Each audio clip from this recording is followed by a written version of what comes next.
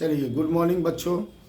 आज मैं फिर से एक बार अपने प्यारे से YouTube channel power star online class में आप सभी विद्यार्थियों का हार्दिक स्वागत और अभिनंदन करता हूं। जैसा कि हम लोग कल अनुच्छेद ख़त्म किए हुए हैं, 7 नंबर की तैयारी बोर्ड के लिए मैं आपका करा चुका। और कल जो अनुच्छेद मैं डाउनलोड किया हूं, उसका व्यूज आप लोग नहीं बढ़ा पाए हैं, शायद नहीं देख पाए हैं। हो सकता है लगन है, शादी का समय है, बहुत बच्चे किसी रिलेशन में चले जाते हैं, बहुत कड़ा भी लगन है। लेकिन खैर उसके लिए कोई दिक्कत नहीं है। वीडियो को आप लोग बार बार वॉच कीजिए और वीडियो आपके लिए बहुत सुंदर है। मैंने बड़े मेहनत से जो है आपके लिए अनुच्छेद 7 अंक का बना दिया है। जैसा कि अपने वादे के अनुसार आज मैं बोला था कि 20 नंबर गद्यांश की तैयारी आज मैं कराऊंगा इस प्लेटफॉर्म पे। आज मैं 20 नंबर की गद्यांश लेके आपके समक्ष आया हूं और आज मैं इसको इतना बेहतर ढंग से आपको बताऊंगा कि जिंदगी आपकी जब तक रहेगी तब तक आप इसको भूल नहीं पाइएगा। आज आप पढ़िएगा, कल किसने देखा, मैं रहूं या ना रहूं, अपने बाल बच्चा को जरूर पढ़ा लीजिएगा। मैं रहूं या ना रहूं, ये वीडियो हमेशा अमर है, याद रखिएगा। काहे कि ये मेरा वीडियो है, आप लोग जानते हैं, मेरे पढ़ाने का तरीका भी आपको पता है। बहुत प्यार आप लोग दे रहे हैं हम हमारे इस चैनल को। तो आज जो 20 नंबर का गद्यांश हम लेकर आए हैं इस प्लेटफॉर्म पे, जो बहुत ही आसान तरीका में मैं आपको बताने वाला हूं। बहुत सारे बच्चे कहते हैं गद्यांश बना देम, अब पता लगी कि एको वो सही ना बनो। इसमें भी लॉजिक का इस्तेमाल कीजिए, ज्यादा बड़ा लॉजिक नहीं है, एकदम छोटा सा लॉजिक का इस्तेमाल करना है, आपका गद्यांश जो है बन जाएगा। अब देखिएगा गौर से, हम लोग आगे की तरफ बढ़ रहे हैं गद्यांश की तरफ। देखिए लिखा है कि अपठित गद्यांश जो 20 नंबर का फाइनल एग्जाम में आएगा और सेंटअप एग्जाम में भी, आप लोग जो एग्जाम दिए स्कूल में सेंटअप एग्जाम, उसमें भी 20 नंबर का ये गद्यांश दिया हुआ था। जैसा कि ये मेरे हाथ में देखिए क्वेश्चन पेपर है, बोर्ड का क्वेश्चन पेपर है।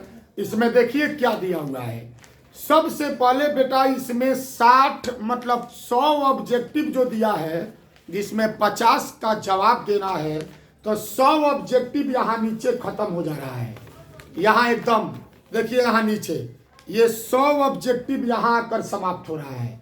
उसके बाद जब सब्जेक्टिव का आप क्वेश्चन देखिएगा तो पहले ही दोनों पन्ना पे आपको गद्यांश दिखेगा। 4 गद्यांश देगा, जिसमें 2 का जवाब देना है, खंड क से 1 देना है, खंड ख से खंड 1 से 1 गद्यांश बनाना है और खंड 2 से 1 गद्यांश बनाना है। मतलब 4 गद्यांश देगा, जिसमें आपको एक उसमें से बनाना है और एक इसमें से बनाना है। लाइन से आप दोनों गद्यांश मत बनाइएगा, वरना 1 का नंबर मिलेगा, 1 का नहीं मिलेगा। तो चलिए यहां देखते हैं। जैसे देखिए गद्यांश आपको देगा, एक पहला का क और एगो देगा ख, फिर देगा दूसरा का क और फिर देगा ख। अब देखो बेटा, अगर आपको पढ़ना है तो क्वेश्चन को ध्यान से पढ़ना है। क्वेश्चन में लिखा होगा कि निम्नलिखित गद्यांशों को अच्छी तरह पढ़कर किसी एक प्रश्न का उत्तर दे। प्रत्येक प्रश्न के लिए 2 अंक निर्धारित है। मतलब एक प्रश्न बनाइएगा तो आपको 2 नंबर मिलेगा। तो खंड अ में मतलब पहला नंबर में 2 सवाल पूछेगा, क और ख। तो आपको यदि क आता है तो क बनाइए और ख आता है तो ख बनाइए। लेकिन दोनों नहीं बनाना है, दोनों में से कोई एक बनाना है। खंड 2 में एगो क पूछेगा, एगो ख, तो इसमें से भी या तो क बनाइए नहीं तो ख बनाइए। इसमें भी दोनों नहीं बनाना है। इस चीज पर हम लोग को गौर करना है। अब देखिए हम लोग चलते हैं आगे की तरफ। जब भी परीक्षा में गद्यांश दे तो सबसे पहले उसको 1 बार 2 बार ध्यान से पढ़ लेते हैं, ताकि मुझे ये समझ में आ जाए कि कौन सा शब्द किस लाइन में दिया हुआ है, ताकि आपको बनाने में किसी प्रकार की कोई परेशानी ना हो। अब चलिए देखते हैं।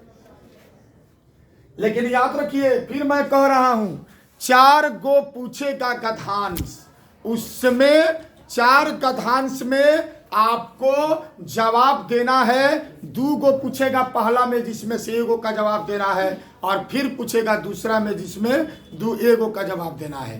तो थोड़ा सा हम ध्यान देंगे अब गद्यांश की तरफ। चलिए देखिए, अपठित गद्यांश 20 नंबर का जो दिया हुआ है, खूब ध्यान दीजिएगा, खूब अच्छा से। सबसे पहले इसको हम लोग पढ़ लेंगे कि आखिर ये क्या है। और एक बार जान लो बेटा, गद्यांश कोनो चीज पर दे सकता है, कोई चीज पे गद्यांश दे सकता है। जरूरी नहीं है कि मैं जो लिखा हूं यही देगा। इसके आधार पर कोई सेंटेंस लिख सकता है, उस पर क्वेश्चन बना के आपसे गद्यांश पूछा जा सकता है। तो बिल्कुल भी आपको घबराना नहीं है, काहे कि आप लोग रक्सौल के शेर और शेरनी हैं। एकदम शेर और शेरनी की तरह पढ़िए और एकदम परीक्षा में दबा के लिखिए और रिजल्ट को लाइए, ताकि समाज में, आपके सगे संबंधी में आपकी मान सम्मान और प्रतिष्ठा में वृद्धि हो।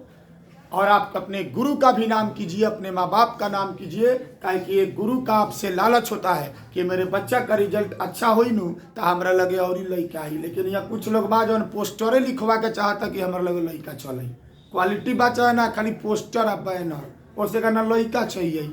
ठीक बा, हम सोचा तनी कि असल पोस्टर लिखवाइए ली, हम सोचा तनी 200-400 रुपया हम खर्चा करिए दी, का दिक्कत बा हमरा? कोले तनी कोनो से मांग ले 200-400 दे दिया, सो टाल लड़का बड़ा सा दे वाला। खैर छोड़िए बेकार की बात। चलिए देखिए, तो सबसे पहले इसको पढ़ेंगे। बाबा नागा अर्जुन का जन्म 1911 ईस्वी में ज्येष्ठ पूर्णिमा के दिन बिहार के मधुबनी जिले के सतलखा गांव ननिहाल में हुआ था। मतलब ये अपने नाना के घर रहते थे बचपन से ही, जो उनके पैतृक गांव तरौनी, जिला दरभंगा का विद्यार्थी आप जुड़ते हैं, अगर आप सुनते होइएगा तो देखिए, आज मैं गद्यांश में आपके दरभंगा शहर का नाम लेकर आया हूं। यानी जिला दरभंगा से बहुत दूर नहीं है। उनकी प्रारंभिक शिक्षा गांव की संस्कृत पाठशाला में हुई। नागा अर्जुन का असली नाम बैद्यनाथ मिश्र था, लेकिन हिंदी साहित्य जगत में वे नागा अर्जुन तथा मैथिली साहित्य में यात्री उपनाम से रचनाएं करते थे। साहित्य साधना ही उनके जीवन का मुख्य साधन था। पहले हमने गद्यांश को अच्छा से पढ़ लिया बेटा, अब बनाने में हमको कोई दिक्कत नहीं है। अब एक चीज पर और ध्यान रखिएगा, आज मैं आपको बताऊंगा कि टॉपर कॉपी कैसे लिखते हैं, और आपको भी वैसे ही कॉपी लिख कर जाना है। कभी भी कॉपी में चौथाई नहीं खींचना है, उसको 4 भाग में मोड़ देना है। ठीक है, फोल्ड कर देना है 4 भाग में। चौथाई मत खींचिएगा कॉपी में, नहीं तो नंबर नहीं सही से मिल पाएगा। सुनिए, अब कभी कभी एगो गद्यांश यहाँ लिखेगा, अथवा में एगो गद्यांश नीचे लिखेगा। तो मन करे तो ऊपर वाला बनाइए, अथवा नीचे वाला बनाइए। अगर अथवा वाला बनाइएगा तो लिख दीजिएगा एकवा के अथवा वाला का उत्तर, एकवा प्रश्न संख्या 1 के अथवा का उत्तर, ऐसे लिख दीजिएगा। अगर नीचे वाला बनाना है तो नंबरिंग पर ध्यान रखिएगा, नंबरिंग देना है। चलिए देखिए, तो जैसे मान लीजिए, अब एगो चीज देखिए, हमसे सवाल पूछा जा रहा है। ठीक है, सवाल पूछा जा रहा है, ध्यान से देखिएगा। जो बच्चे पटना से भी जुड़े हैं, मोतिहारी से जुड़े हैं और बार बार हमसे बोलते हैं, कभी कभी वीडियो लेट हो जाता है तो बड़ी परेशान हो जाते हैं, तो परेशान होने की बात नहीं है। और इसी तरह अपना प्यार दुलार दीजिए। और जो भी बच्चे मोतिहारी से है, पटना से है, दरभंगा से है, या बेतिया से है, या और अदर कोई जिला से है, तो वो अपने दोस्तों में भी चैनल को सब्सक्राइब कराइए, ताकि आने वाले समय में जब मैं जनवरी माह में जब मैं स्मार्ट बोर्ड पर चढ़ूंगा, उस समय जब आप मैट्रिक पास करके 12th में भी जाइएगा तो वहां भी आपको इस चैनल पर हिंदी पढ़ने को 100 नंबर का मिल जाएगा। इसीलिए चैनल को एकदम दबा के सब्सक्राइब कराइए और बेल आइकन को दबाइए। देखिए, बाबा नागा अर्जुन का जन्म कब हुआ था? अब एक बात देखो बेटा ध्यान से, कब, क्यों, कैसे, कहां, क्या, किसका, किसके, किसकी, ये सब जहां भी प्रश्न में लगा हो, प्रश्न में लगा हो, तो समझ जाइए कि ये क्वेश्चन आपसे पूछा जा रहा है कि कब, क्यों, ये भी आपसे क्वेश्चन पूछल जाता। फिर पूछी कैसे, तो इहो क्वेश्चन पूछल जाता। तो ज्यादा घबराइला के हमनी के जरूरी नहीं है।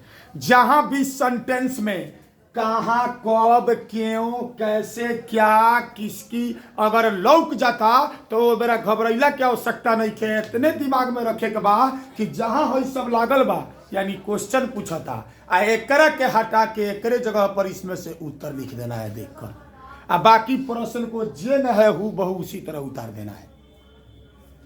तो ध्यान दीजिएगा, जैसा कि मैं बता रहा हूं यहां क्वेश्चन नंबर 1। अब लिखिएगा कैसे परीक्षा में, ध्यान दीजिएगा खूब बढ़िया से। सपोज दैट मान लिया जाए कि ये आपका कॉपी है, ये कॉपी हो गया, परीक्षा में चौथाई नहीं खींचना है, ये आपका कॉपी हो गया, परीक्षा में चौथाई आपको नहीं खींचना है। कैसे लिखना है, टॉपर कॉपी कैसे लिखते हैं, ध्यान दीजिएगा। पहला क्वेश्चन पूछा है कि बाबा नागार्जुन का जन्म कब हुआ था। यहां देखो बेटा, यहां क्वेश्चन में कब पूछा हुआ है, यानी कब को हटा के इसके जगह पर आंसर लिखना है। अब बाकी सवाल को सेम देख के उतारते जाना है। यही गलत आप लोग करते हैं, गधांश में तो नंबर नहीं मिल पाता है। अरे याद करो सो ना बउओ, जौन हमने पढ़ी सन 5वां 6ठा 7वां में जाना बेरा, तो ओकरा ट्यूशन कोचिंग के उतना बाजार ना रहे, ऑनलाइन प्लेटफॉर्म के भी उतना बाजार ना रहे। हमनियो पढ़ने बानी सब, छोटका छोटका छुटपुटिया मोबाइल मिले, नोकिया चले, ओबरा नोकिया है कि नहीं, नोकियो का प्रचार कर दे रहे हैं, नोकिया ब्रांड ओबरा चल रहा था, तो ब्रांड था वो, समझ रहे हो, तो वो मोबाइल हम लोग चलाए थे। तो आज देखिए 1 नंबर जो क्वेश्चन है, आखिर हम कैसे लिखेंगे, तो चल यहाँ देखो लिखल है ना, कॉपी के बीच में, कॉपी के साइड में ना, कॉपी के बीच में एकदम, जैसे ये कॉपी हो गया, बहुत लड़का आंसर है ना लिखता है ना, नहीं, कॉपी के बीच में। टॉपर कैसे लिखते हैं ध्यान दीजिए, कॉपी के बीच में। चलिए, प्रश्न संख्या पहिलका का पहिलका का उत्तर ऐसे लिखना होगा। हैंगा को दिया है, ऐसे ही टॉपर कॉपी लिखते हैं। चौथाई आपको इधर से नहीं खींचना है, कॉपी को फोल्ड करना है। वो हम बाद में बताएंगे कि एग्जाम में कैसे लिखा जाए, लास्ट में बताएंगे, फरवरी में बताएंगे कि कैसे परीक्षा में कॉपी लिखा जाता है। देखो कितना आसान से है, पर ध्यान दिया। एक और बात, ये नहीं कि गधांश में 5 को गधांश में 5 को क्वेश्चन बनाना है, तो ये नहीं कि पहला का आंसर यहाँ लिख दिया, दूसरा का आंसर 2 पन्ना बाद लिख रहे हैं, नहीं, एक जगह ही 5 का आंसर लिखना है, ध्यान रखिएगा। प्रश्न संख्या सीधे बात, प्रश्न संख्या पहिलका के पहिलका का उत्तर देखो बेटा, एकदम मस्त है। चलिए, क्या पूछा है, बाबा नागा अर्जुन का जन्म कब हुआ था। इसके जवाब पर कोई गधांश दे सकता है, कौनो चीज पर दे सकता, बनाओ के टेक्निक मालूम होके चाहिए, हमने आराम से बना सकता नीजा। बाबा नागा अर्जुन का जन्म कब हुआ था, तो पहले देख के क्वेश्चन उतारो, सीधे लिखेंगे बाबा नागा अर्जुन, सफा क्वेश्चन देख के उतारता नहीं का जन्म, और यहाँ पे क्या दिया है, कब, यानी इसी के जगह पर आंसर लिखना है। आज जितना पूछो उतने, बहुत लड़का देखा क्या करिए सो, पूछा था कि बाबा नागा अर्जुन का जन्म कब हुआ था, खाली कब पूछा था, तो है ना लिखिए सो, नहीं देख के उतरिए सो, है बाबा नागा अर्जुन का जन्म 1911 ईस्वी में ज्येष्ठ पूर्णिमा के दिन बिहार के मधुबनी जिले के सतलखा गांव ननिहाल में हुआ था। बस गलत,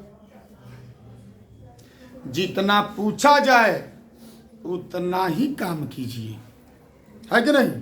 दुनिया में आए हैं तो कुछ काम कीजिए और चंदा के पैसा से जलपान कीजिए, है कि नहीं। चंदा के पैसा से मत करना, अपने पैसा से करना। दूसरे का सहारा लेके आगे बढ़ने वाला इंसान बीचवे में गिर जाता है ससुरा, इसीलिए अपने मेहनत से आगे बढ़ो।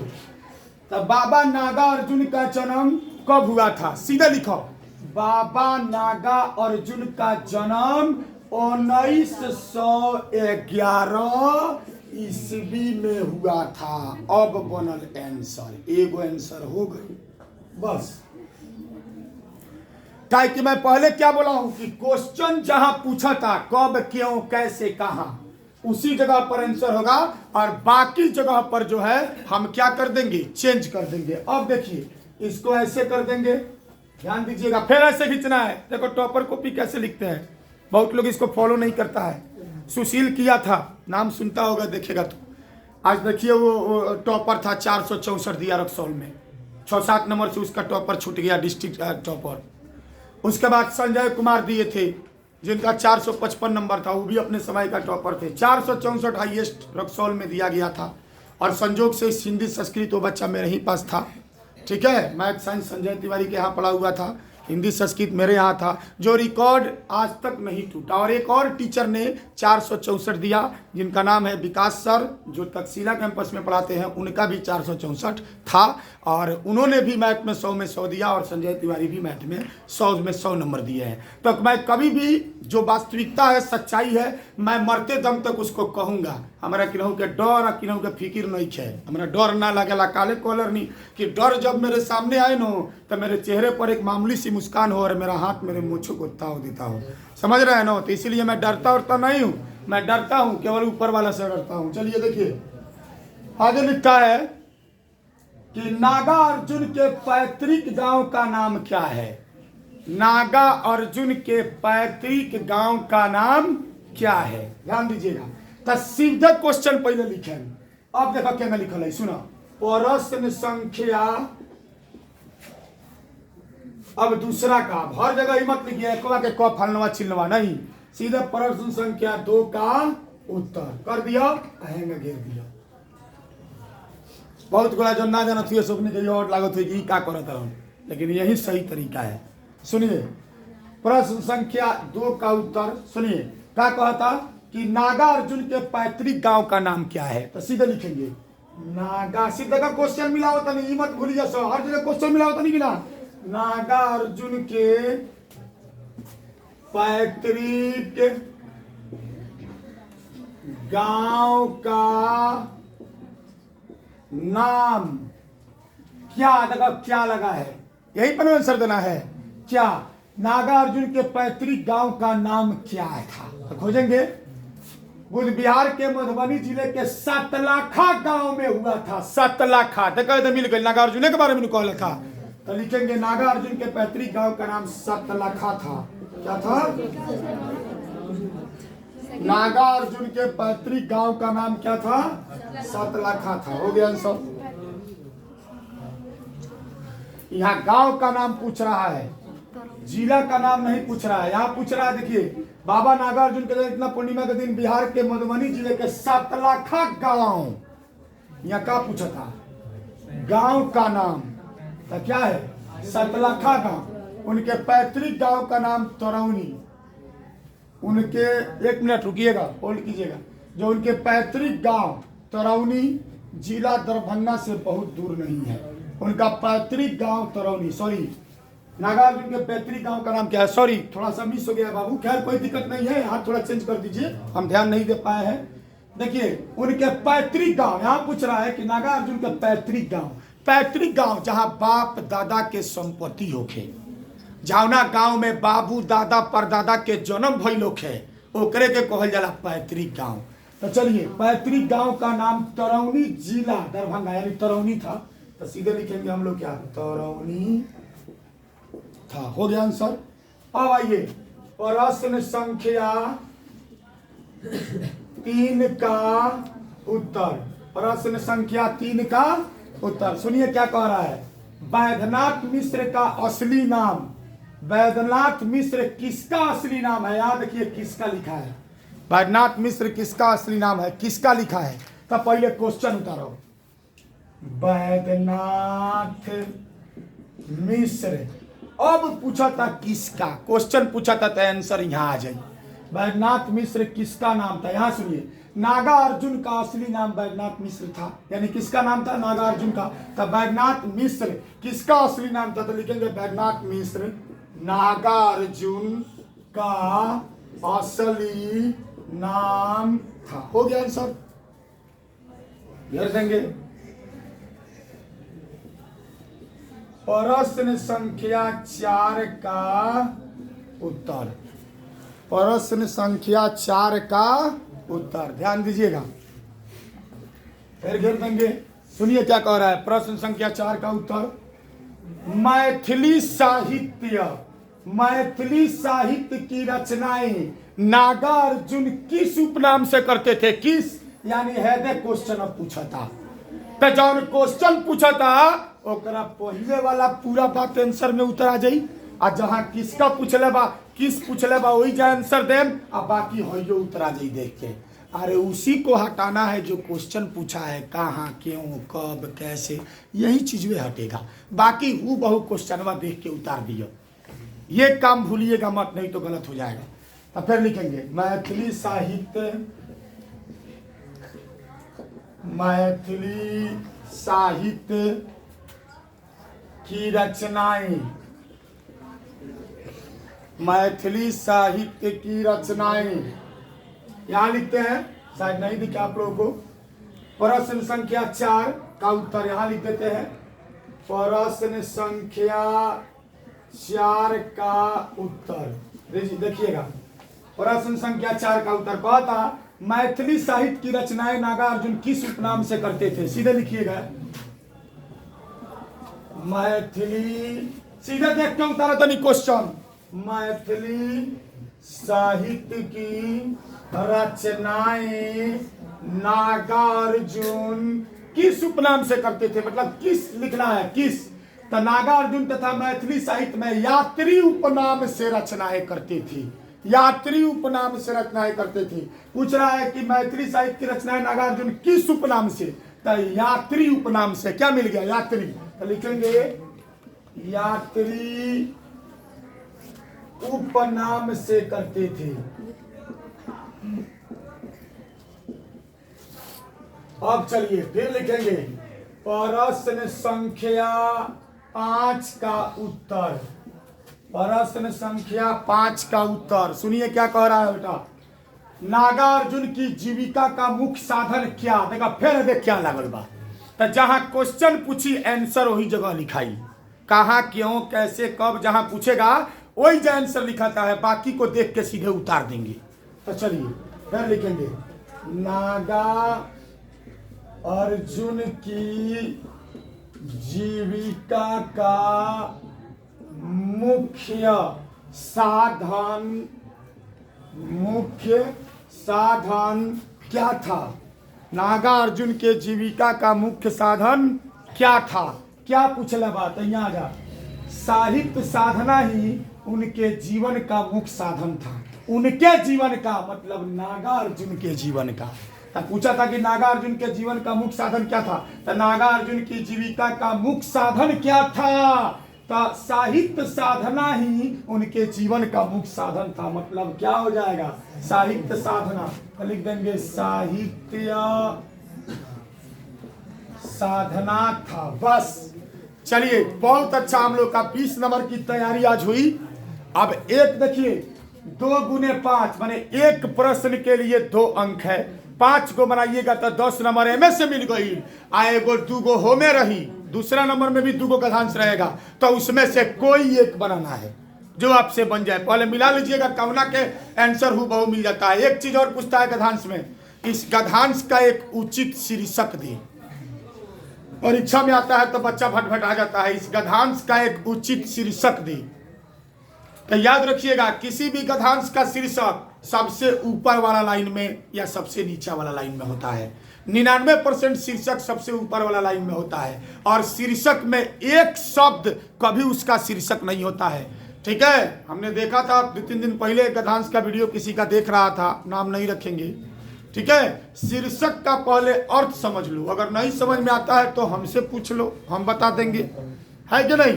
सीखना चाहिए, हमको भी कुछ नहीं आता है तो किसी से सीख लेते हैं, क्या दिक्कत है। डायरेक्ट भगवाने लगे फोन कर देते हैं, कोई दिक्कत थोड़ा है। वे हमको वर्मा जी कहते हैं कि जो ना धरती पर भेजले बनिया सरस्वती तो बढ़ले बड़ी आप लोगों की कृपा से। तो वही हमको सरस्वती मतलब सपना में आके बता देती है कि बेटा इसे पढ़ाना है तो बच्चा समझेगा। ठीक है, चलिए ये केवल फनी वीडियो के लिए मैंने समझ लीजिए, थोड़ा सा आप लोग को हंसाने के लिए बोला हूँ, ऐसा कोई बात नहीं है। सब भगवान की कृपा है, भगवान चाहेंगे सब अच्छा होगा। तो शीर्षक क्या होता है? महात्मा गांधी देश के राष्ट्रपिता थे, उन्होंने आजादी में अपनी अहम भूमिका निभाई। तो इसका मुख्य शीर्षक हो गया महात्मा गांधी का योगदान। खाली महात्मा गांधी मत लिखिए, एक बड़ा बतावत रहे कि पढ़ा रहा था, नाम नहीं रखेंगे हम, तो बता रहा था कि मुख्य शीर्षक बानी हो जाएगा। अरे बानी शीर्षक कहाँ से हो जाएगा रे? अरे वाणी एक अनमोल वरदान, चाहे वाणी का महत्व, ये नो शीर्षक होता है। शीर्षक एक शब्द नहीं होता है, कभी शीर्षक में कम से कम 2 या 3 शब्द होने चाहिए, तो वही शीर्षक होता है। ठीक है, आप सुनिए, मान लीजिए हम अपने पर कह देता हूं, बच्चा लोग बोलता है कि आदित्य तिवारी हिंदी संस्कृत के बेस्ट टीचर इन रक्सौल हैं, आप संस्कृत इज द बेस्ट पढ़ाइंग एंड बच्चा इज वेरी गुड समझिंग, बहुत लोग ऐसा बोलता है। तो इसका मुख्य शीर्षक हो गया आदित्य तिवारी का योगदान। आम फलों का राजा है, आम मीठा लगता है, इसका मुख्य शीर्षक हो गया आम के गुण। ठीक है, अब यहाँ है बाबा नागार्जुन का जन्म 1911 में ज्येष्ठ पूर्णिमा के दिन बिहार के मधुबनी जिले के सतलखा गांव ननिहाल में हुआ था। अरे भाई, तो इनका बायोडाटा हो गया, फुल्ली परिचय। तो इसका मुख्य शीर्षक लिखाएगा नागा अर्जुन की जीवनी। शीर्षक सबसे ऊपर वाला लाइन में होता है, जिसके विषय में दिया है वही उसका शीर्षक होता है। तो चलिए बेटा, उम्मीद करता हूं कि आज का वीडियो भी आपको काफी पसंद आया होगा। फिर आज वीडियो शाम में 6 बजे अपलोड होगी। आप लोग ढेर सारा प्यार वीडियो को दीजिए, ताकि मैं आने वाला नेक्स्ट संस्कृत का जो 13 नंबर का गधान जो थोड़ा हार्ड होता है, उसको मैं आपको बेहतर से बेहतर समझाऊं। और जो नए बच्चे हैं, चाहे वो किसी भी जगह से हो, किसी शहर से हो, वो खुद से सब्सक्राइब कीजिए और अपने मित्रों को भी लाइक शेयर कीजिए और वीडियो को कमेंट कीजिए अगर वीडियो अच्छा लगे तो। मिलते हैं कल अगले वीडियो में, तब तक के लिए जय हिंद, जय भारत, जय रक्सौल।